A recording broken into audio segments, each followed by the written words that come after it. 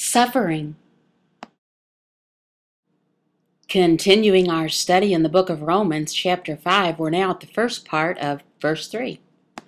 Not only that, but we rejoice in our sufferings. I have a question. Do you rejoice in your sufferings? First, let's talk about sufferings. What is that? Well, there's various kinds of suffering. For example, some Christians have died, martyrs. They've died for their faith. Missionaries, maybe they'll go to another country and the people there kill them. Stephen, he was a preacher that we read about in the Bible, and people hated him. They invented lies about him. Then they secretly instigated men who said, "We have heard him speak blasphemous words against Moses and God." And they stirred up the people and the elders and the scribes, and they came upon him and seized him and brought him before the council. And they set up false witnesses who said, "This man never ceases to speak words against this holy place and the law." Stephen, he was the first Christian who was killed for his faith. Then they cast him out of the city and stoned him.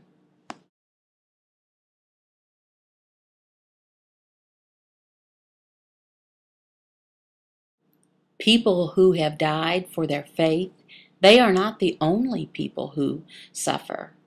No, we all suffer. Well, why is that? Sin. Before, there was no suffering. And then sin entered the world through Adam's rebellion. Our world was perfect. Adam rebelled, and our perfect world was turned upside down. Therefore, just as sin came into the world through one man, and death through sin, and so death spread to all men, because all sinned.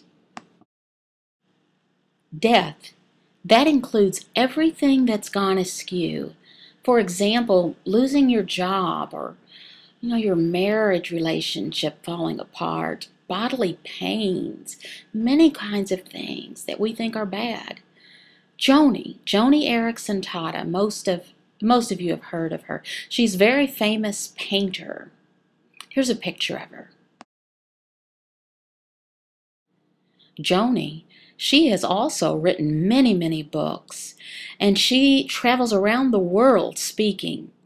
When she was a young girl, she was in a diving accident, and she became a quadriplegic. She's paralyzed and in a wheelchair.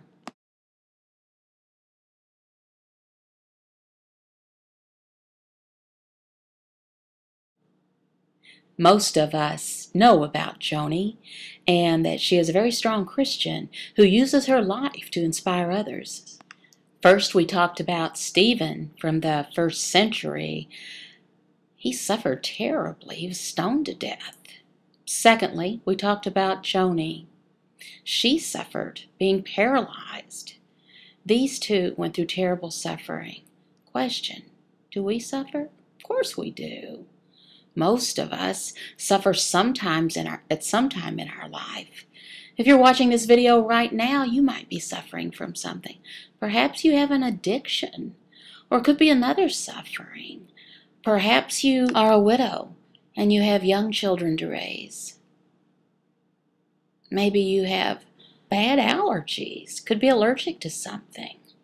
Suffering comes in many forms. I was just considering that maybe there's some of you who are Christians and you're suffering terribly, and you're comparing yourself to others who suffer a little bit, almost like nothing, and you feel it's not fair. Well, hold on. Remember, our hope is in God's eternal kingdom that is so spectacular. You will feel like what you're going through here is nothing. You will.